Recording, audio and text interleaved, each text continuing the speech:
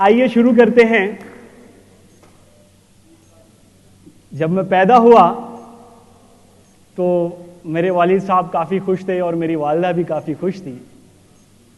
लेकिन एक चीज़ की दिक्कत थी कि इस छोटे से गांव में तालीम कैसे हासिल की जाएगी। चूंकि मेरे भाई बहन कुछ मदरसे से हाफिज़ बने और कुछ ऐसी ही दीनी तालीम हासिल की कुछ लोगों ने। ख्वाहिश थी कि बच्चा कुछ इंग्लिश पढ़ ले ताकि वो जो एक बेड़ियाँ होती है जो कहते हैं कि बिहार के लोग इंग्लिश नहीं बोल पाते हैं, वो कम से कम मेरा बच्चा ना झेले बल्कि उसको तोड़ के आगे बढ़े। और आहिस्ता आहिस्ता उसी चीज़ ने मुझे मुंबई की तरफ खींच लिया। मुंबई में मुंतकिल हो गया मैं और वहाँ आकर के सबसे पहले मेरे भाई, जो इतवार का दिन होता है, चूँकि मेरे भाई लेदर बैग का काम करते थे, हम लोग घुमाने के लिए इतवार के दिन मुझे लेके गए हाजी अली दरगाह और मुझसे कहा, शम्स आप अपने गांव की पोखर तो तैर लेते हो, ये तालाब आप तैर लोगे? 6 साल का कमसिन उम्र का लड़का बगैर जाने मैंने कह दिया, हाँ भैया मैं तैर लूंगा। उस वक्त ये अल्फाज मेरे मुंह से निकले, मुझे पता ही नहीं था उस वक्त कि ये तो बड़ा समुंदर है। खैर, आहिस्ता आहिस्ता कहानी आगे बढ़ती गई और मैं स्कूल के अंदर एडमिशन ले लिया, पढ़ना शुरू किया एक म्युनिसिपल स्कूल से, उर्दू मीडियम स्कूल से पढ़ना शुरू किया। आहिस्ता आहिस्ता एक टेक्निकल स्कूल मोहम्मद हाजी साबु सिद्दीक स्कूल है, वहाँ मुझे एडमिशन मिल गया 8वीं के बाद। और फिर वहीं पे इत्तेफाक से या खुशकिस्मती से डिप्लोमा करने मिल गया। और डिप्लोमा भी ऐसा कि मैकेनिकल इंजीनियरिंग में मैंने कर लिया।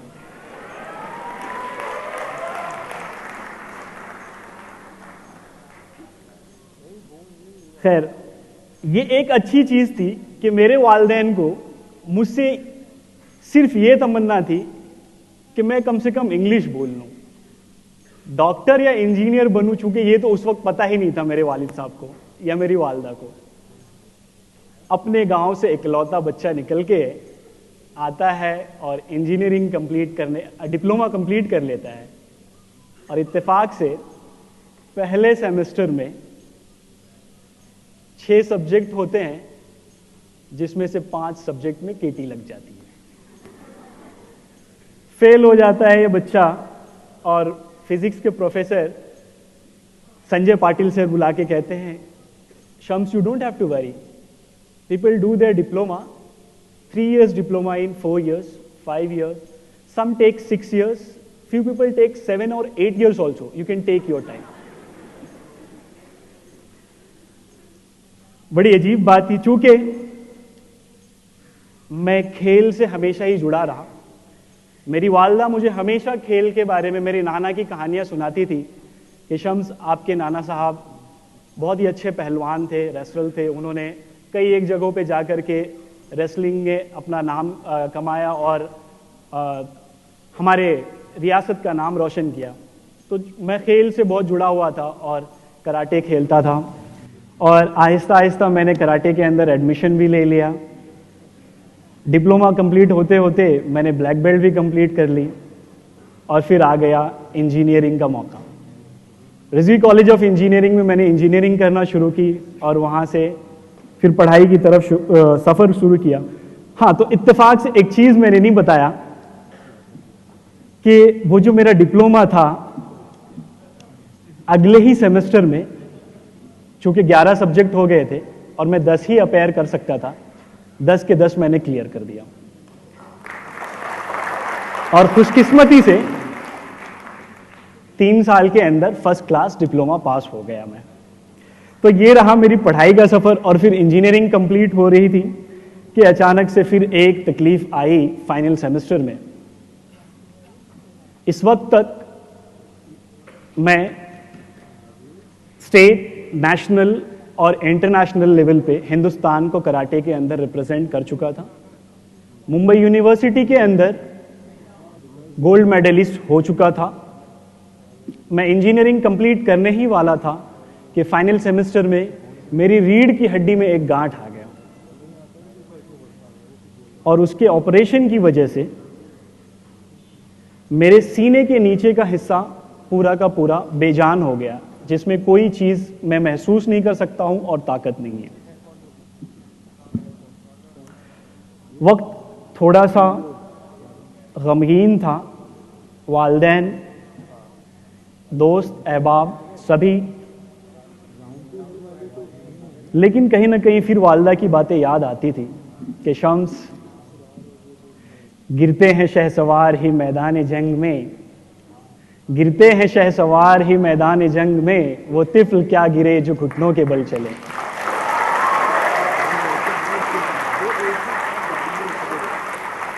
शुक्रिया। और फिर कहते हैं ना कि जब आपके साथ में आपकी माँ की दुआएं हो तो आप कुछ भी कर सकते हैं। आप हर बेड़ियों को, हर चीज को तोड़ सकते हैं और आगे बढ़ सकते हैं। और वही मेरे साथ हुआ।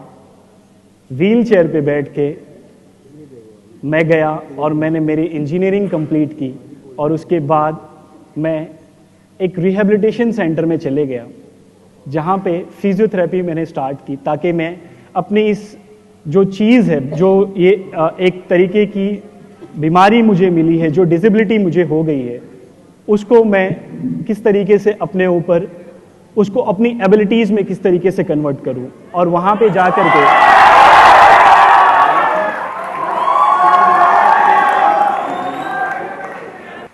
शुक्रिया दोस्तों।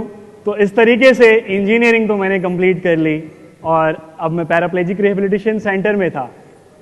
वहाँ पे मुझे मुलाकात हुई कुछ लोगों से और उन्होंने कहा कि शम्स, आप बिहार के रहने वाले हो और वहाँ पे आपके गांव में 3-3 नदियाँ हैं, तो क्यों नहीं आप, शायद आपको स्विमिंग आती होगी। तब मुझे रिकॉल हुआ कि वो वक्त था जब मेरी वालिदा ने मुझे याद दिलाया कि मैं 2 साल का था सिर्फ और ये पूरा का पूरा तालाब में पार कर लिया करता था।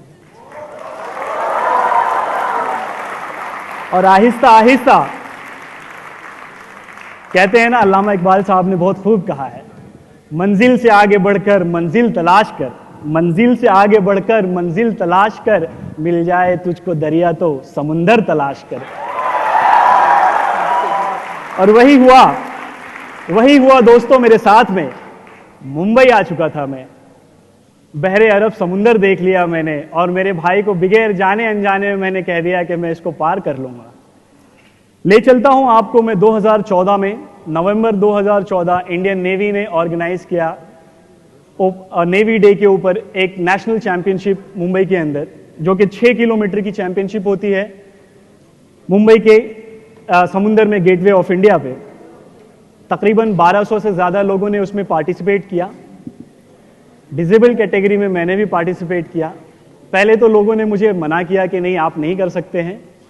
फिर मैंने उनसे कहा कि मैं स्विमिंग कर रहा हूं और मुझे आती है, आप इजाज़त दें, मैं अपना खुद संभाल लूँगा। तो वो मैंने किया और जब वो मैं करा तो यकीन मानिए दोस्तों कि एक आम इंसान को उसे कंप्लीट करने में 1 से सवा घंटा लगता है। मैंने वो 6 किलोमीटर की स्विमिंग 1 घंटा 40 मिनट और 28 सेकंड में कंप्लीट किया। और इस तरीके से वो चीज Limca book of record, world record academy के अंदर दर्ज हुई। मैं पूरे हिंदुस्तान में ही नहीं बल्कि पूरे मुल्क, पूरी दुनिया में वाहिद पैराप्लेजिक आदमी हूं जिसने ये कारनामा किया।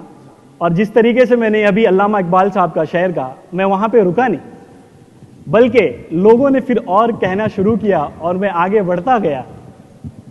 2014 के बाद 2017 में गोवा में मैं गया और वहां पे अपने ही रिकॉर्ड को एक एक्सेसिबल बीच फेस्ट के दौरान मैंने तोड़ा। और वो रिकॉर्ड ये था कि उस वक्त 8 किलोमीटर की ओपन सी स्विमिंग हुई, जिसके अंदर 5 kilometre swimming against the tide थी और 3 किलोमीटर पैरेलल टू टाइड, जिसको मैंने 4 घंटे 4 मिनट में कंप्लीट किया, जो कि वर्ल्ड रिकॉर्ड एकेडमी में था।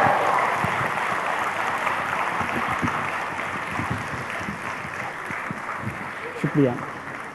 तो कहते हैं ना कि बस आप अपने इरादे को पुख्ता रखिए और मंजिल की तरफ बढ़ते जाइए, ज़रूर आपको मंजिल मिलेगी। चूंकि जब हमारे अज़्म और हमारे इरादे पक्के होते हैं, हम किसी चीज़ को चाहना चाहते हैं, तो बिल्कुल अगर हम उसकी तरफ मेहनत करते हैं तो वो हमें मिलती है। इस तरीके से मैंने ये सारी चीज़ें कंप्लीट की।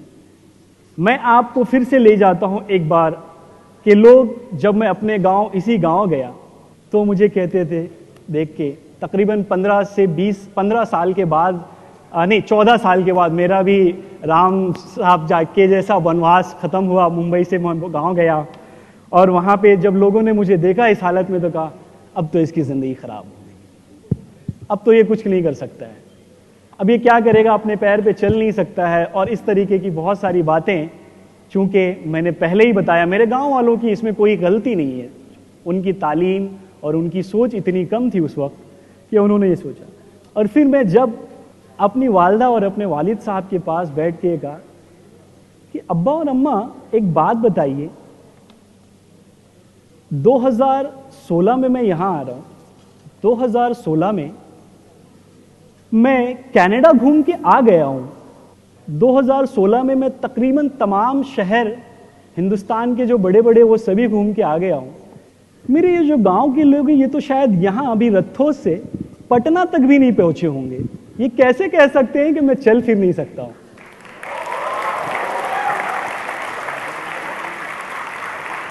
और सुनिए, बात वहां रुकी नहीं दोस्तों, नवेद साहब सुनिए, बात वहां रुकी नहीं। और उसके बाद 2017 आता है।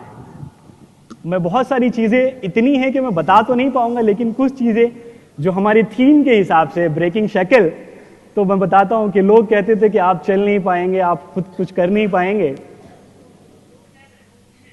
2010 वो मौका था जहां पे मैं नेशनल चैंपियनशिप में कराटे के अंदर सिल्वर मेडलिस्ट था। टॉप 3 मेडलिस्ट को सिलेक्शन ट्रायल में लिया जाता है और हिंदुस्तान को रिप्रेजेंट करने का एक अच्छा मौका था मेरे पास 2010 के एशियन गेम्स में। इत्तेफाक और किस्मत उस वक्त साथ नहीं दी। कहते हैं ना कि अल्लाह ताला वो हकीम है कि उसकी हिकमत को हम नहीं जानते, और बिल्कुल हमारे अंदर वो कुव्वत नहीं है कि हम जान सके उसकी हिकमत को। उस वक्त किसी न किसी वजह से मैं नहीं रिप्रेजेंट कर पाया। एग्जैक्टली 8 साल के बाद 2018 आता है। अपनी मेहनत और अपनी लगन और वालिदैन की दुआओं से और आप तमाम लोगों के साथ से मेरी जिंदगी में फिर से वो मौका आया कि मैं हिंदुस्तान को बाज़ाब्ता एशियन पैरा गेम्स में रिप्रेजेंट किया, जो कि 2018 में।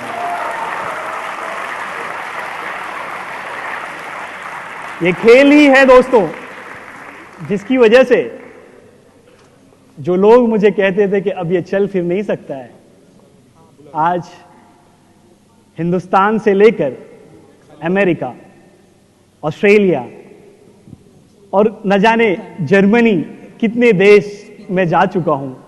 और हाँ, मैं चल तो नहीं सकता हूं, बिल्कुल मैं चल नहीं सकता हूं, लेकिन अल्लाह ताला ने मुझे, वो कहते हैं ना कि उड़ाने की अब तौफीक रखी है, तो मैं अब उड़ता हूं दोस्तों। और इंशाअल्लाह ताला मैं जल्द ही वापस से उड़ने वाला हूं।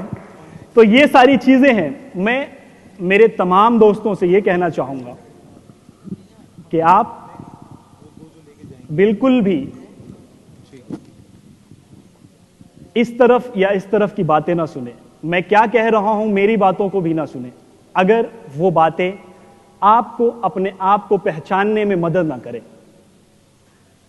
क्योंकि मेरी ये एक अब तक की छोटी सी इस जिंदगी में मैंने ये सीखा है कि no one can motivate you but yourself. आपको सिर्फ और सिर्फ आप ही खुद मोटिवेट कर सकते हो।